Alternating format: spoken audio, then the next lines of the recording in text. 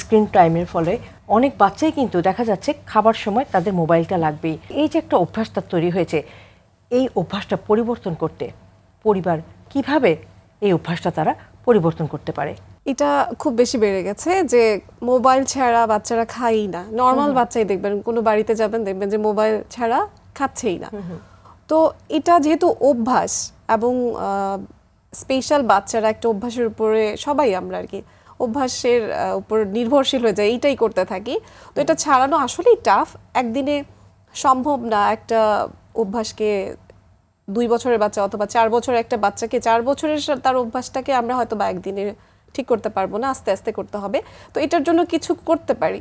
যখন সে খাওয়ার টাইম, তখন আমরা হয়তো বা পুরো ফ্যামিলির সবাই একসাথে বসে একটা টেবিলে বসে খাবো, এটা হতে পারে।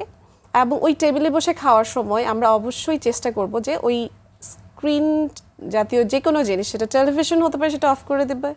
যদি মোবাইল ফোন হয় সেটা দূরে রাখবে, অনেক দূরে। এবং খাওয়ার নির্দিষ্ট কিছু টাইম হয়তো সেট করে দিতে পারে যে আধা ঘন্টা আগে আমরা স্ক্রিনগুলোকে সরাই ফেলবো এবং টেবিলটাকে এমন একটা জায়গায় সেট করবো যেখানে পরিবারের সবাই মিলে খাচ্ছে এবং ওই বাচ্চাটা দেখছে যে কি খাচ্ছি, কেন খাচ্ছি, এটার হয়তো বিবরণটা প্যারেন্টসরা দিতে পারে যে আমরা আজকে এটা খাচ্ছি, ও এটা খুব মজা, আজকে আমরা চিকেন খাচ্ছি, আজকে আমরা গাজর খাচ্ছি, সেটার কালারটা হয়তো বা বিবরণ করছি। তো এটার মাধ্যমে বাচ্চা কিছু শিখবে, তার মনোযোগটা খাওয়ার উপরে আসবে। এবং রিওয়ার্ডের ব্যবস্থা করতে পারি। রিওয়ার্ড বলতে হয়তো বা বাচ্চাটা যদি এটা মোবাইল ছাড়া হয়তো তার 15 মিনিট লাগে খেতে, সে প্রথম 1 সপ্তাহ হয়তো বা 1 মাস সে 5 মিনিট খেয়েছে মোবাইল ছাড়া, তারপরের দ্বিতীয় মাসে হয়তো বা 10 মিনিট মোবাইল ছাড়া খেয়েছে। তো এটার জন্য আমরা তাকে রিওয়ার্ডের ব্যবস্থা করতে পারি, হয়তো তার পছন্দের একটা খাবার, হয়তো কোনো স্টিকার, হয়তো তার জন্য একটা জোরে হাততালি, এরকম কিছু ছোট ছোট রিওয়ার্ড দিলে হয়তো বাচ্চাটা নেক্সট টাইমে আর স্ক্রিন ছাড়া খাবে আর কি। স্ক্রিন টাইমের বিকল্প হিসেবে আসলে ঘরে কি ধরনের কার্যক্রম করা যায় যাতে শিশুর বিকাশটা সুষ্ঠু হয়, স্বাভাবিক হয়? অনেক কিছুই করা যেতে পারে। সবাই মিলে একসাথে একটা খেলাধুলা অ্যারেঞ্জ করা, যেটাতে হয়তো বা বাচ্চাটা খুব মজা পাবে। কারণ সামনে থাকলে সেই বাচ্চাটা সেটা ব্যবহার করতে চাবে, সবাই চাবে। হয়তো বা বাবাই বললো একটু দেখি কি, তো কেউ দেখবে না, এরকম রুল সেট করা।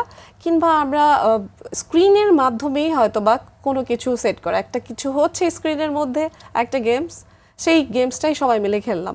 হয়তো বা কোনো একটা ইয়োগা হচ্ছে, ফ্যামিলি মেম্বার সবাই মিলে আমরা সেই ইয়োগাটা একসাথে করলাম। বা কোনো এক্সারসাইজ হচ্ছে, আমরা চল আজকে সবাই মিলে এই এক্সারসাইজটা করি। এতে করে বাচ্চাটা একটা এঙ্গেজ হবে একটা কাজে, প্লাস তার হেল্পও হবে ফিজিক্যাল, যেহেতু ফিজিক্যাল অ্যাক্টিভিটি খুব কমে যাচ্ছে। স্ক্রিনে যদি যত বেশি আসক্ত হবে, ফিজিক্যাল অ্যাক্টিভিটি সবারই কমে যায়। তো এটা তার জন্য খারাপ, তার হেলথের জন্য খারাপ। তো সেই কাজগুলো ফুলফিল হবে।